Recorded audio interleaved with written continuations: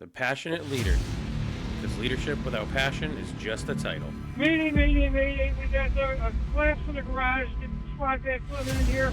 We got an ID bond of a firefighter. It's on island urgent. Transmit a second aloft.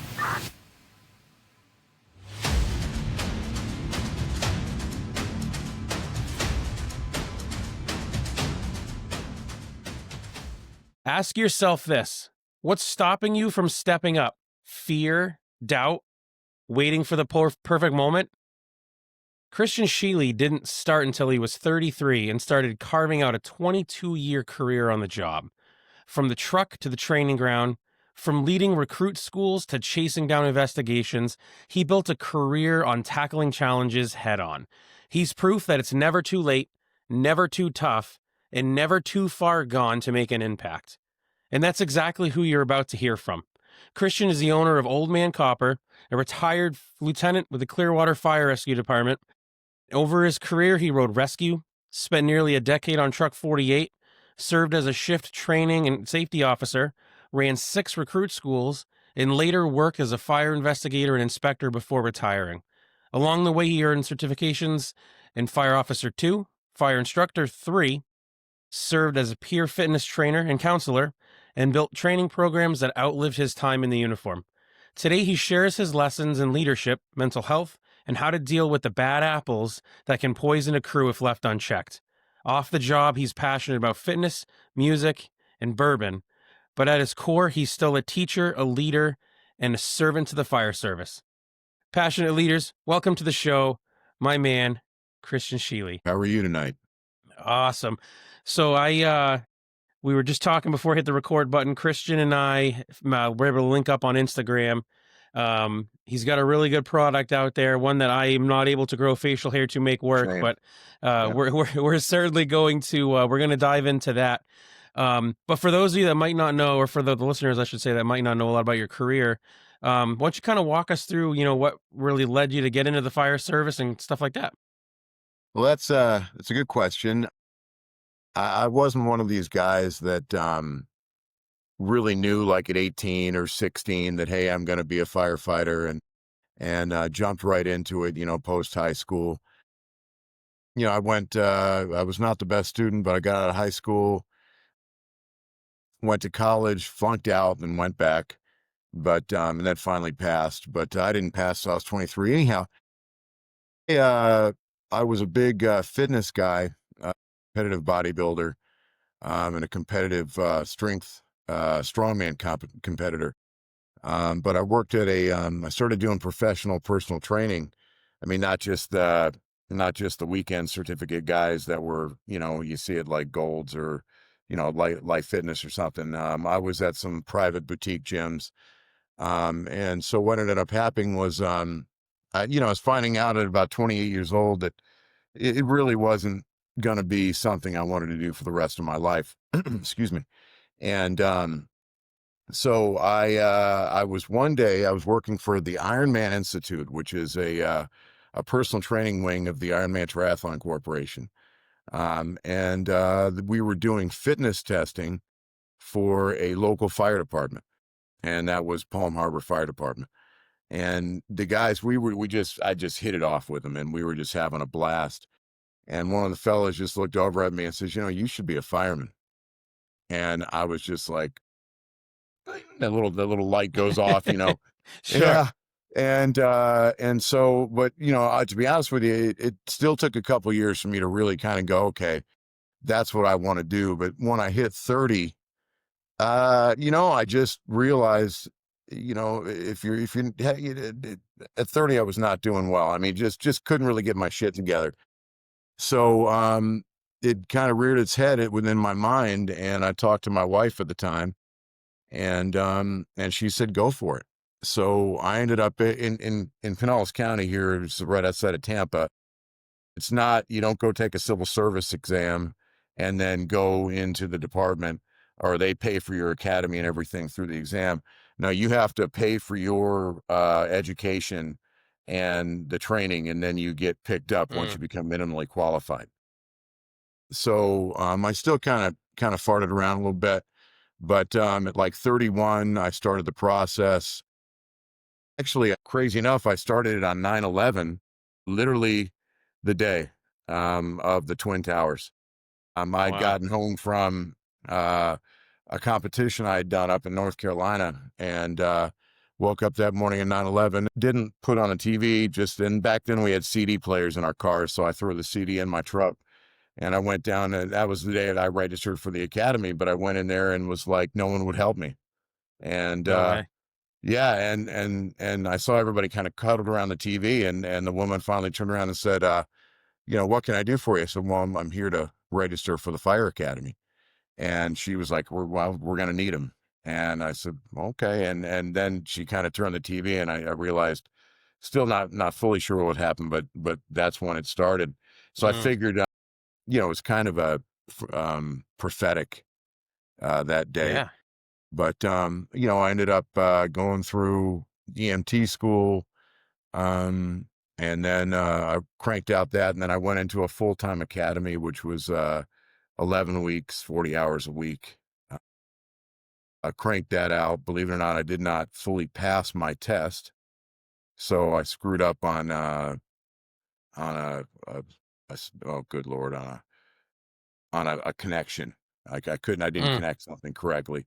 So I had to go about a month later up to Ocala, which was our state fire school, and retake that portion of the test. So that October of 2002 is when I was fully certified. But I had done my EMT ride time at the Clearwater Fire Department, and they I did I guess I did a great job, because mm. when they opened up the testing, which was about, I think, the following February, I got a call, hey, put your stuff in.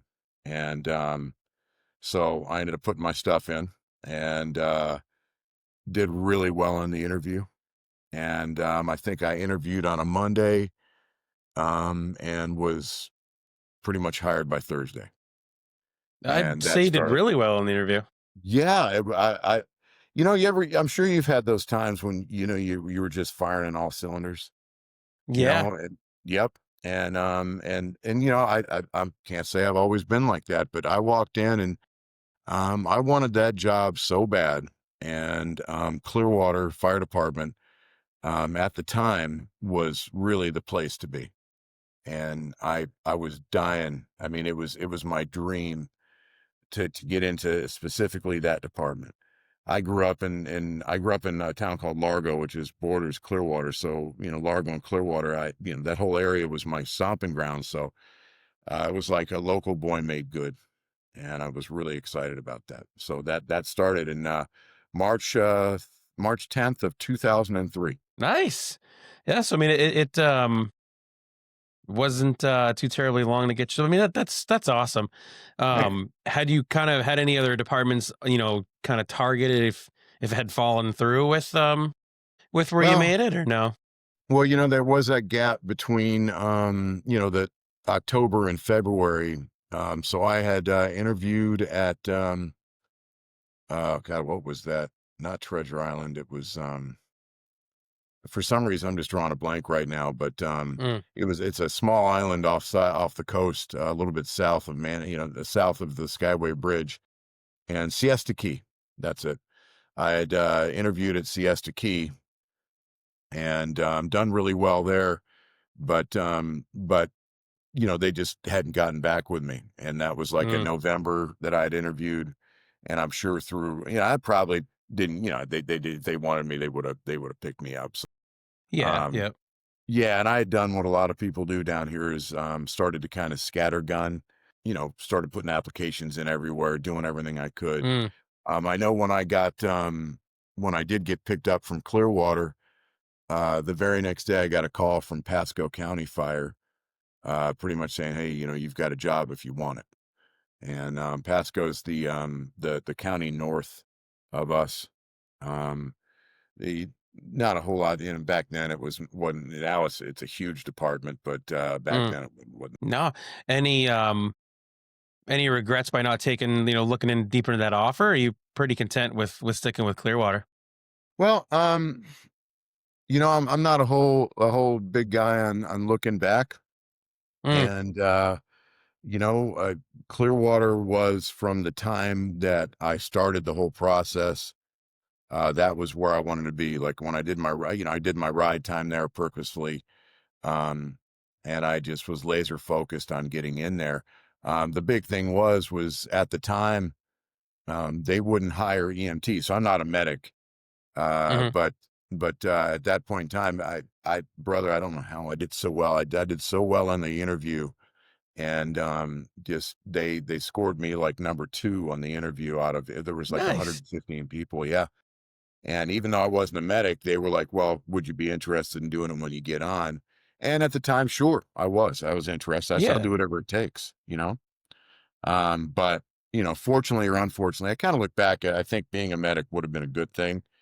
Um, but it just ended up not being the road that I took. I mean, they say nowadays that, being a medic, you can almost write your ticket to any department because it's every department really is looking for, firefighter, paramedic, and which Yep. is it is not a bad thing. I'm not by any means here to shit on that business model, but I also look at how much from an administration side, it really narrows down. Granted, there are a lot of medics out there, but it really narrows down the level of candidates that you can get to come into your firehouse because um, there's Well, so few that are ready to go right out of the gate type thing. So, I agree with you 100%. I mean, you're right. The moment that you go for medic certified guys, your candidate pool mm, decreases.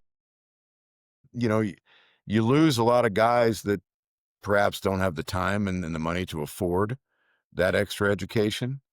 yeah, So I think there was a lot of departments. Our department did not do this, but there's a lot of departments around that would hire you as an EMT with a 3 month or 3 year um, contract of saying if you don't have your medic by the time you're done with it, by the time that 3 years is out, you'll lose your job.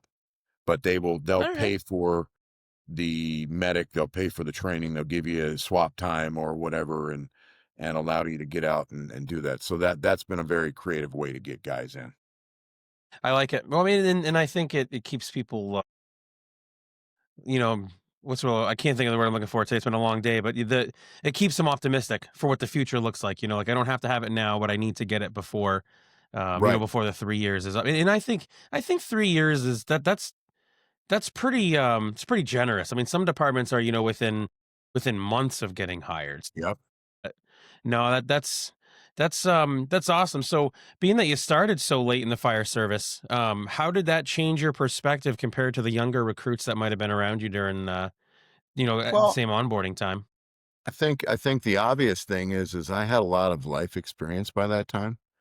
Mm, I had worked a professional. I actually worked between a couple of training jobs. I worked for Johnson and Johnson Orthopedics, selling total joints. So I sold total knees and total hips and total shoulders, and was kind of in the corporate mix. Um, the money was phenomenal, but for me it was more um, about making a difference and being proud of what I do. sure. Um, so so when I got into the even with the fire academy, just take charge, take lead. I could see through a lot of the bullshit of they're trying to break you down, but Mm, you buy, you break us down. I was like, okay, I'm here to freaking I'm here to roll over, show my belly, whatever you need me to do. I'm gonna do it. I'm gonna do it with a smile on my face. And all that my age, I was also good enough to say when you had some young guys that were spouting off or bitching and moaning, I'd keep them in check. yeah, Um, yeah, I mean, come on, man, just shut the fuck up. I mean, I wouldn't. That's yeah, that's not quite right, but yeah, actually, I would say that sometime, depending on how bad that stuff was, and then getting into say getting hired in the job, we did have a recruit academy. The same kind of deal. I had some life experience, maturity, a deep respect for the job already. and an understanding of what it was going to take to really be successful. And I didn't take anything personally, you know? There's a lot to be said about that, and I feel that um that is where the years of salt built in before you got into the fire service probably, honestly served well. And truthfully, I would hope that at the time recruits would kind of see that age difference, but respect. There's nothing I love more than seeing, we'll have fire one, fire two classes up here, and we have Yeah, guys in their 50s that are taking these classes. And it's like, these guys are, especially up in our neck of the woods, it's a lot more volunteer departments. So sure. they're doing it to just to be able to better their communities, and when they're not, delivering milk or whatever the case is, they can hop on Yeah. the rig and help somebody that's having a building fire. So I think I love it. I mean, it's definitely commendable because I think a lot of people, I hear a lot of times like, oh man, it's too late to start. Age is only a number. It doesn't really mean anything. That's the kind of way I look at it.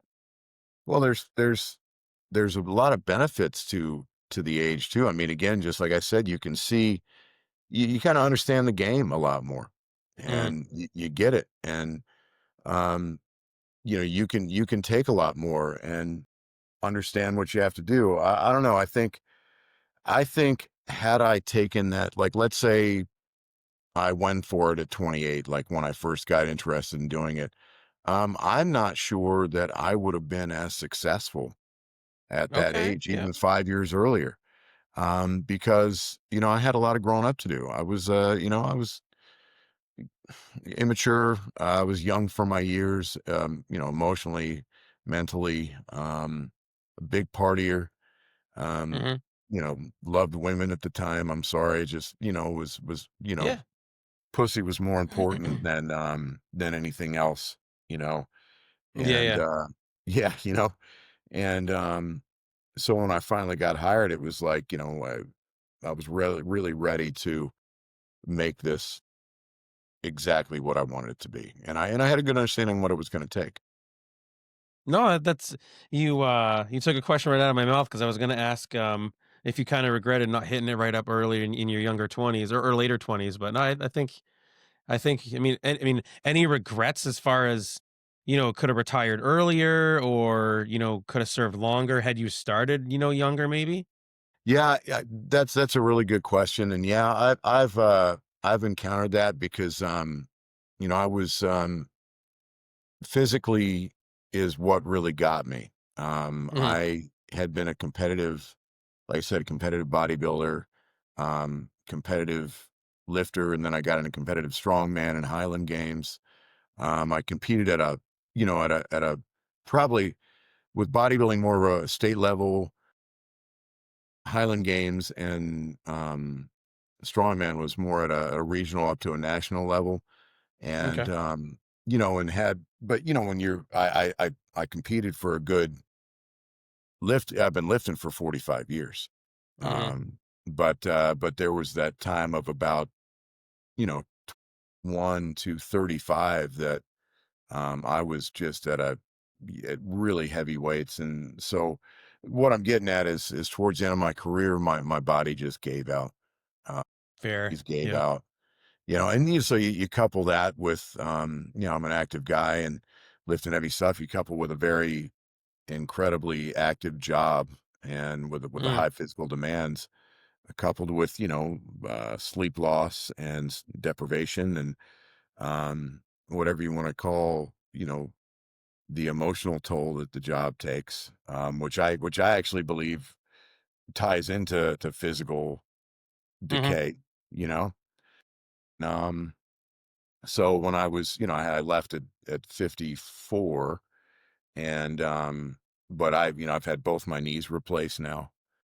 Wow. Okay. Yeah. Yeah, so when I had one knee replaced in 2020, and as soon as I had that replaced, because it was just done, I could barely walk. I mean, I'd go to that Mm, lieutenant on this one engine, and we'd have a call, we'd have a training. As soon as I was back, I'd have ice on my knees, be gimping around, and ended up getting knee replacement in 2020, and that put me into the investigations and inspections.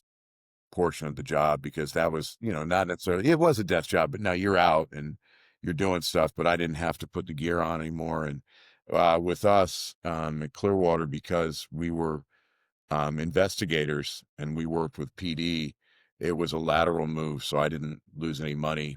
In fact, I gained hourly rate because I went from a 56-hour work week to a 40-hour work week. So my Okay. overtime, Yep.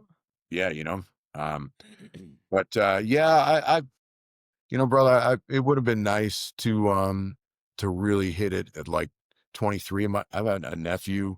Am I rambling? I'm rambling my ass off, aren't I? No, dude, this is amazing. This is exactly what we're here for. All right. My nephew, he's like my son. He lived with me for a long time. And he and his father are tight too, my brother and everything. But he and I just kicked it off, and he decided he wanted to be a fireman at like 18, 19, and now he's working at East Manatee County Fire Rescue. He's 31 now, but he got on at 23, and Nice. he's killing it too, man. That kid is. I couldn't be more proud of that kid. He is That's awesome. absolutely phenomenal. Tyler, I love you. That's I absolutely love it. Yeah. Um, so I mean, obviously, you have almost covered about every position in the fire service except Yeah. for except for the unfortunate illustrious White Helmet Society, which I can tell you, being a member, is it's not necessarily all it's cracked up to be. I thought it when I was 18 years old. In fact, in my yearbook, it was to be the chief of that local town fire department. Hmm. And but I mean, I look at it now, and deputy it's a good spot to be, because I still have at least one or two levels where I can push up. If I fuck something up, it's like, oh, go talk to my boss. Yeah, yeah, yeah. Yeah. Instead of it being the mayor, you know. I got very close when I was in that training position, and then they created um it was a administrative training lieutenant's position, and it Mm, was on par with pay of an assistant chief. okay. Yeah. Yeah, and so but it was an administrative position, Mm, and I got put into that. Um was like the benefit, or the godsend was it was still a union position. yep. There's a whole story behind the shit that went sideways with that, but I realized about a year in that it really wasn't for me. Mm. Was able to get out of it, but that kind of put my career into a, as far as with admin went, because it would just didn't look good, but I just knew it wasn't for me. Well, I mean, in truthfully, and one thing I didn't realize even up until, probably the last 7 to 10 months, is there's a lot of ass kissing you have to do once you start Yeah. really getting up. Yep. And I have my mom's a very strong, opinionated person, and I got that from her. And Sure. I will not kiss ass to get where I want to be. I mean, if me kissing ass meant that I had to, let's just say somebody came to me today, I was like, hey, if you want to keep doing the podcast, you got to really start kissing ass. I'd hang it up. I'd give it up. Yeah. There's no reason to kiss ass to get where you want to be in the world. That's not where it's at. So, um, what does you within the intake form and all that stuff, you kind of talked about some servant leadership. What Yeah. does that look like on a tough day at the firehouse? Well, I mean, first of all, it was servant leadership. And this is nothing, anybody that's going to listen to me speak is going to realize I'm not making any, none of this is mine, you know. Mm, But first of all, uh, servant leadership is, if everything's going really great in the firehouse and we have a great call, and and we're getting accolades, it's not because of me. My boys are awesome, you know. If everything goes to shit, um, and something goes really wrong, well, it's all on me, not my boys, you know. Because if they're fucking up and they're doing something wrong, then somewhere through my leadership or my maybe laziness or lack of training, or lack of directives, did not put them in the best position to be successful. Hmm, And, I love it. and so that gets down to, if the boys are doing great, it's all because of them. If everything goes wrong, it's all because of me. Granted, let's say shit goes wrong. I mean, and doesn't mean that guy's, I'm going to take the brunt from admin. I'm going to take the brunt from the chiefs, Mm, and I'm going to protect my boys. But sure enough, if listen, if it's an honest mistake, great. We'll talk about it. We'll yeah. work on it. We'll train on it. But if it's a mistake that I think could have, is just through laziness, just making bad decisions or whatever, I'm going to take the brunt. But when I come in, uh, that person and I are going to have a very nice little talk. But that's going to be another thing is not admonishing my men. If I've got a problem with one of my guys, unless it's a huge safety violation right in front of me, I am not going to yell at you. I'm not going to drive you down. It's all about lifting you up and doing things. But you fuck up, we're going to have a talk, but it's going to be between you and I. Yeah, You back know. at the house. Yep. Yep. Yep. And then I think as far as servant leadership too is, I've always been the guy that, I, I identify what it takes to be successful, and do long-term planning.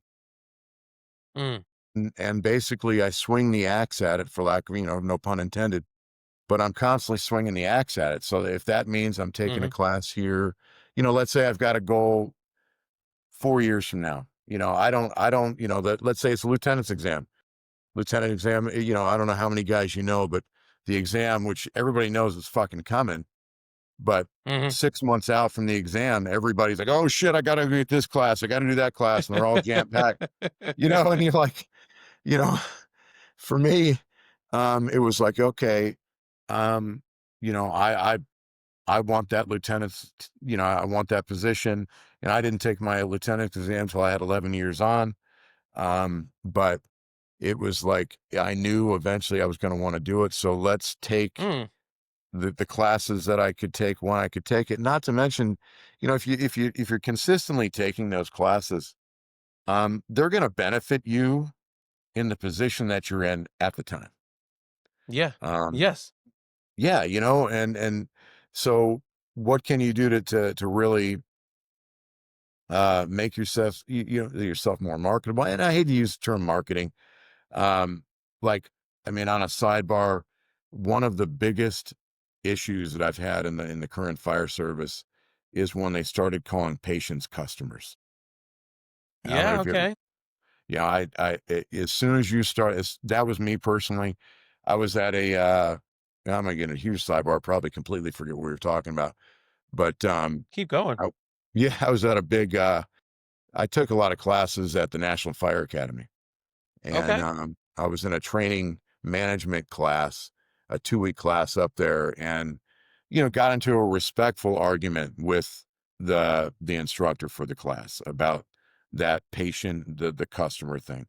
And I just believe that when we started calling the patients customers, and we started looking at the fire service through a management model, not a leadership model, Mm, that we're really cruising for a bruise on that. You know, I mean, granted, yeah. so don't the customer thing just for me to dehumanize the person, the customer thing, removed some sort of culpability from the medic or from us. That's the Mm, way I viewed it. And I believe, words have power, and using the term customer is a mistake. And and then getting into the the management, if you're looking at the IBM management models and stuff for the fire service side, whatever, but not in the fucking firehouse, you know. dude, I love it. What out of curiosity, what was kind of their their justification for it, for for kind of switching to the calling them a customer? Well, that's a really good question. I can't quite remember, but I know that a lot of the counterpoint to me was, well, we're just trying to get this, and we want to take this into a management area. We want to learn how to streamline, of course they taught us in leadership in the fire service. That's funny. I can't remember her um, exact rebuttal. Probably because I was a little hot about it. I have a tendency to open my mouth and let my emotions drive me a little bit, which shuts me down. Amen. That was kind of what I Mm, was. They used to call me yeah. Silverback. Um, yeah, yeah, That's awesome. yeah, I mean, I do not blame you. So it's funny. I have used the phrase before. It's sort of like one of those. It's whatever slips off, and that somebody yep, did kind of push to us. They feel that with their thought process with going with a customer instead of patient, or even let's just take it to the fireside for a second. If we're going to somebody's house, kind of referring to them, their mentality was that it was more of making it that we have to make our end user feel comfortable. And I get it, but sure, I think I really like your idea in kind of approach of the management side of the world, because we lose all of our empathy for our citizens that we have to serve.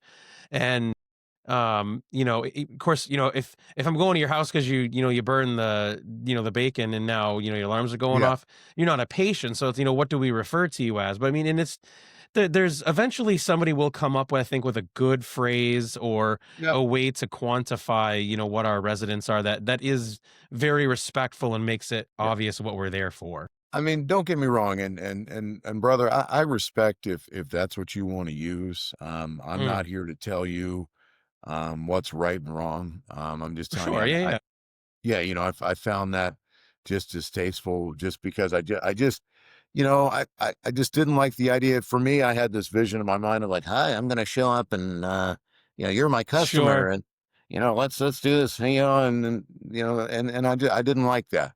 For me, it was, patient or victim, you know, okay, um, and, I like it.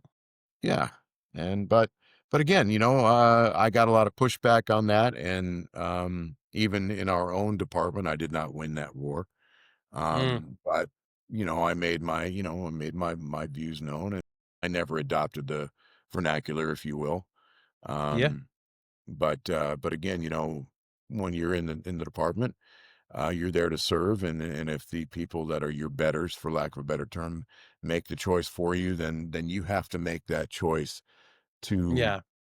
to put out the message, you know? Well, I mean, in I think one of the best things and biggest things I think anybody can take away from everything that we push across all of our platforms, even from today's conversation, is um, speaking your opinions and doing it respectfully. Because I think a lot of times, especially nowadays in the fire service, we have really made the negative transition from having the hard conversation, saying what needs to be said, in exchange for, if I just deal with it, then JP's not going to do it. We'll hope he doesn't do it again. Or, having that, the emotion, like take the emotions out of it. And I Yeah, think we really need to bring having emotions back into the firehouse and having the hard conversations of, man, I'm so sick of you when you pull out of the apron. You don't need to be literally laying on the queue. Like, yeah, if there's, 100%. and it's have those in I think, truthfully, it's because people will ask me all the time. What I found as far as having the hard conversation is just a matter of um, kind of a reverse approach to the conversation. If you start with what you expect as a result of the conversation, Okay, if sure. I come into you and I'm like, Christian, listen, I expect that when we're done, we're gonna have a clear understanding of what the department SOPs and SOGs are for responding in the middle of the night to Yeah, call type XYZ. And then we kind of work our way through that. And then at that, because it puts the person who I'm talking to almost on notice yeah, that, okay, this is because I have if I have any weak, not, I shouldn't say weakness, any crutch in the fire service, I love to have fun. I screw yeah, around me too. all the Yeah, time. I think when I was a captain, it was worse. It's a little better now that I'm a deputy, but I remember the first call when I was a deputy, I was still going inside to help the guys with clearing alarms, And one of the guys that was with us, he's one of our up and coming firefighters. I can see him being a lieutenant here pretty soon. Yeah. Where, with some of our residential alarms, the trick is to actually take every damn head down off the ceiling and then put them all back up one by one and figure out which one sets it off. So of course we kind of we get it, we get it kind of calmed down. And I'm like, all right, now we got to take every single one of these down and put them back up one by one. And he kind of gave me that look, and he's like, I don't know if you're being serious or not right now. And there was that moment in time right there. I'm like, shit, looks like I may have crossed that bridge of when it's time to screw around and when it's time to be serious. So Well, I get it. I understand that, and if you're anything like I am, when an event like that occurs where you're oh shit, did I screw up? I mean, I definitely internalize and look at mm, myself first. You know, but at the same time, it's tough moving from buddy to boss, right? very much And so, yeah. yep, and especially Clearwater Department is 200 guys, so everybody knows everybody, and you know, so it's tough when you really got to get going. But I don't know. I had some problems with some of the stuff, but I was also kind of a hard charger. You know what I mean? Mm. Everybody understood that I spoke my mind quite a bit. Um, I would generally be pretty respectful, but pretty stern. Um, I'd love to have somebody sit next to me because I think the way I viewed things, the way I was, and the way other people viewed it are probably a little different. You know? Oh, I bet you were an asshole to a lot of people, and you really weren't. Yeah, yeah, yeah. I It's all think I how it was was, but taken.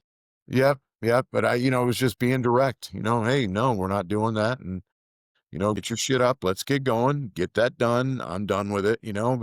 But it was always when we get back to the fire station, a hug and hey, buddy, and let the freaking Yeah. silverback knock you around a little bit, and hang on my chest some, and then the bullshit that happens when we get back. All right, crew. That is all the time that we have for today, and it's time to do a part check. On part one of our conversation with Christian Schuele, we talked about what it was like when he started later in the fire service than most of us do, having hard conversations with individuals and the importance of having those hard conversations, and how really serious it is to make sure that we're continuing to get in the fire service. If something in today's episode hit, please make sure that you share it. And if you have not already, make sure that you are following the Passionate Leader across all platforms. You do not want to be left in the dark when it comes to some serious conversational nuggets. Until next time, ladies and gentlemen, lead with passion, serve with humility, and leave no room for bottom feeders. Until next time, stay safe.